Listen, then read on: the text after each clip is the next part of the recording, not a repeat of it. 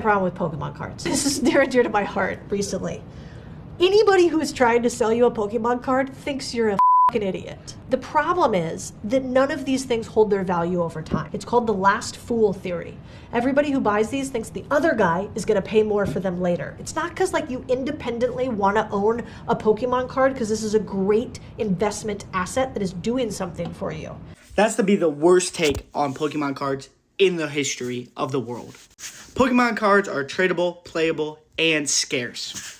She uses the example of like the fucking apes that everyone, invested in 2020 that are millions of dollars that no one wants anymore. You can't even sell them for like $10,000. Saying Pokemon is just like the last fool theory where it's just the dumbest person that's going to pay more in the future is really stupid in my opinion, because you're seeing like base set Charizards just keep going up. And now base set Charizard and PSA 10 has now reached an all-time high of close to $1 million sold. And I know that's because maybe a Logan Paul and stuff like that, but trust me, Pokemon cards is here to stay.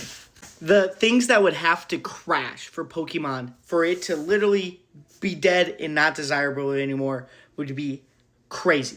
Think about all the Pokemon shops, all the trading stores that are genuinely just Pokemon. A lot of shops now have converted to being just Pokemon because of how big it is. Not only that, but right here, highest grossing media franchise. Pokemon is the highest grossing media franchise with over $100 billion in lifetime revenue. And that's in 30 years, which is not a big timeline to make $100 billion. And they almost brought in 2024 alone, $12 billion in profit. Pokemon is ginormous. Nintendo, Pokemon, they are big.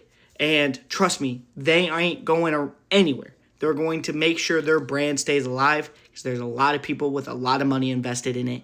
And that's why I don't understand the fool theory. Now, is some cards like that? I think newer cards is kind of like that. Like you're seeing like Phantasmal Flame Charizard coming down, stuff like that. Things get overhyped, what I'm saying. But thinking it's the fool theory and this shit ain't worth nothing is a little crazy to me. But again, it's people talking about Pokemon that know nothing about the hobby and just want to, make fun of people for liking a hobby.